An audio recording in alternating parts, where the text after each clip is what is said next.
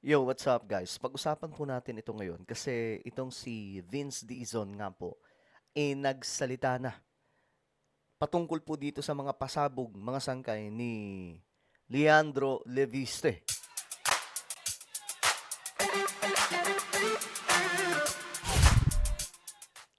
Yo, what's up guys? This is me. I'm back for another vlog today. Kamusta po kayo mga kabayan, mga solid sangkay na nanonood ngayon? Naway ayos lamang po tayo dyan, mga sangkay. Malapit na po yung salubong ng bagong taon. Alright?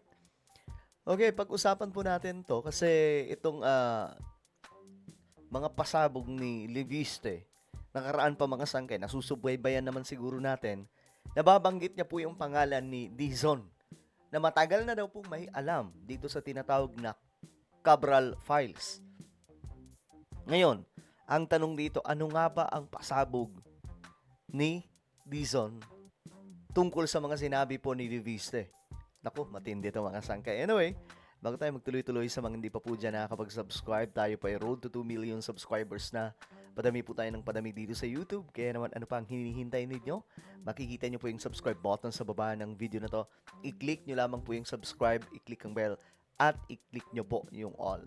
Sa mga nanonood po sa Facebook, i-follow nyo po yung ating Facebook page. Ngayon, ito po yun, mga sangkay.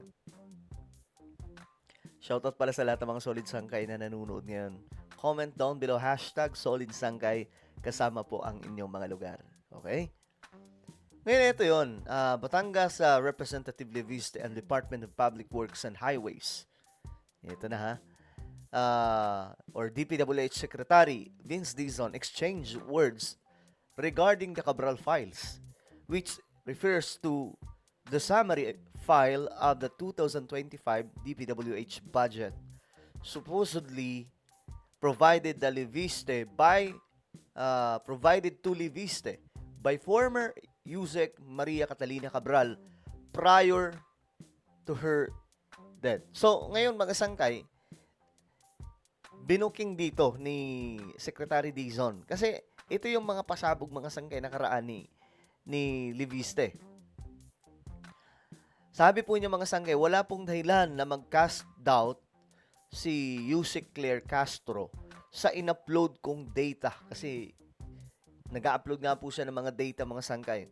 And I'm sorry to say this, but I think she will make a fool of herself because Secretary Vince and others in DPWH and others in Congress will confirm the authenticity of the files that I've uploaded. So, mga sangkay, dinamay niya po dito yung mga congressman at nabanggit niya nga po dito si Vince Dizon. At alam niyo mga sangkay, eto pa. Itong si Vince Dizon daw po yung nagpahintulot kay Cabral na ibigay daw po kay Leviste yung mga files na ito. Ito ay mahalagang files, mga sangkay, kasi alam niyo, sabi ko nga, para po tayong nanunood sa pelikula, mga sangkay, kasi nga po, itong mga pasabog na ito, para po siyang may pattern, di ba?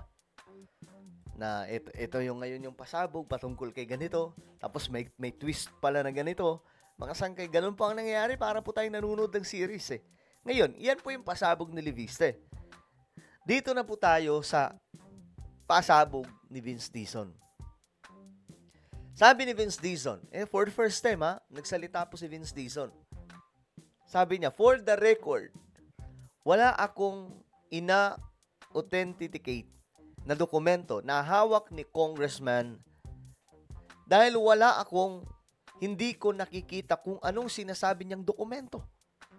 Paano ko ma-authenticate? Then, paano ko ma-authenticate yon?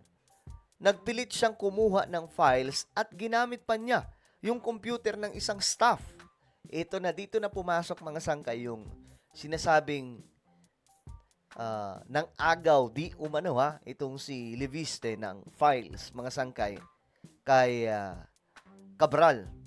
At meron pa nga daw po, ewan ko kung totoo yun mga sangkay, kumakalat lamang po, at si Leviste na po makapagpaliwanag dyan. Pero parang nagkakaroon po ng pagkakasundo na mga impormasyon na lumalabas. Kasi yung una, wala pa pong salita si Dizon. May mga lumalabas na po mga sangkay na pumunta daw po si Leviste sa di umano sa opisina ni Cabral tapos inagaw di umano yung mga files. So, ngayon syempre mga sangkay chismis yun. Ngayong nagsalita na po si Dizon, mukhang kinukumpirma niya yung kumakalat na balita na sa pilitang kinuha yung mga files. Ayan no, nagpilit siyang kumuha ng mga files at ginamit pa niya yung computer ng isang staff. Lahat ito kinukwento sa akin ni Yusek Cabral nung nangyari at pinilit niyang mag-save ng mga files sa kanyang flash drive galing doon sa computer ng isang staff. Iyon ang nangyari noong September. So, maraming event na hindi po natin alam mga sangkay. Sana po, noon pa po ito sinabi. Sana noon pa po ito ini-reveal nang sa ganun mga sangkay, buhay pa siya nun si Cabral di sana nasagot ito ngayon mga sangkay ni Cabral at hindi na po umabot siguro sa ganun di ba? Dapat kinuha na po siyang state witness. Ngayon, nag-reply po itong si Leviste. Sabi niya dito, I can't imagine that Secretary Dizon would lie like that because there are other part of my discussions with Sec Vince when Secretary Vince Dizon said to release the files to me in the interest of transparency, although he was just a few days on the job when he said this. Sabi po niya mga sangkay. By the way, I would like to confirm that I have not yet shared the files with anyone.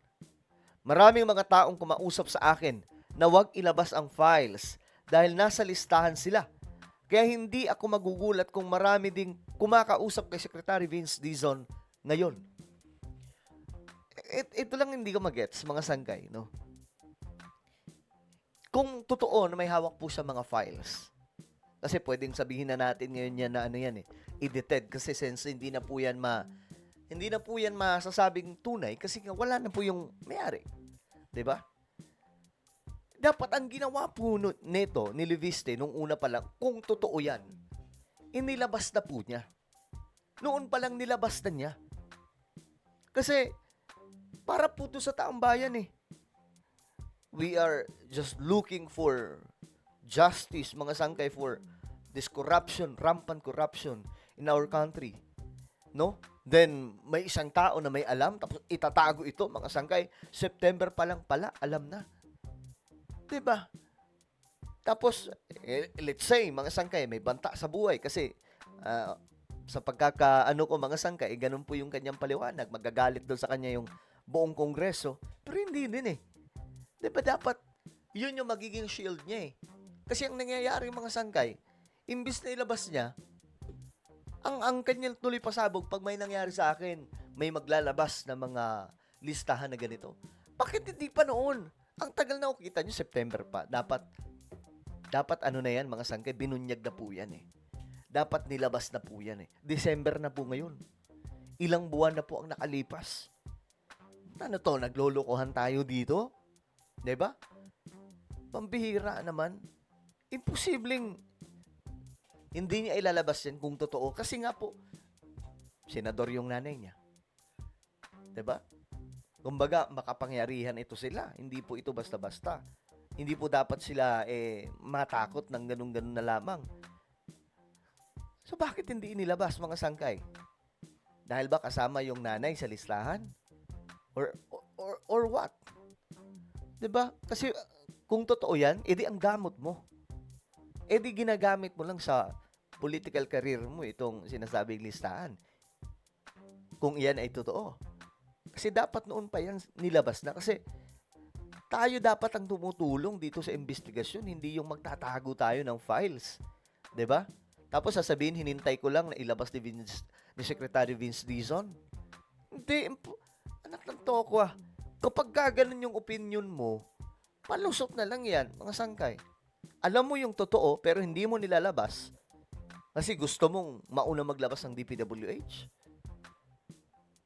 Imbis na tumulong, di ba? sa investigasyon, mga sangkay. So ito po ngayon ay medyo nagkakaroon po tayo ngayon ng confusion dahil po dito. Ang dami pong komento tungkol po dito, mga sangkay. At ito na nga, nilabas na po ni Vince Dizon ang kung anong alam niya. Ayan, mga sangkay, nagpilit daw pong kumuha ng mga files. At ginamit pa niya yung computer ng isang staff. Ewan kung gaano katotoo yan kasi kumalat po yan, mga sangkay. Na itong si Leviste nagpumilit daw po nanguha ng file. At ngayon, hindi po natin alam kung edited na po yan, sino ang mga nilagay doon, 'di ba? Kasi pwedeng no naman mga sangkay na pwedeng gawin yan. Lalong-lalo na hindi na po makukumpirma yan ng may-ari. Kasi wala na po si Cabral 'Di ba? Bakit ngayon pa ilalabas na wala na po si Cabral? 'Di ba? Dapat noon pa, mga sangkay, nung buhay pa yung taong makakapagpatunay. Ang bihira. Well, ano po ang inyong opinion tungkol dito? Comment down below. Mayroon po tayong YouTube channel, Sangkay Revelation. Hanapin nyo po yan sa YouTube ngayon din. Kapag nakita nyo na, i-click nyo po yung subscribe, click nyo po yung bell, at i-click nyo po yung all. Ako na po ay magpapaalam. Mag-iingat pong lahat. God bless everyone.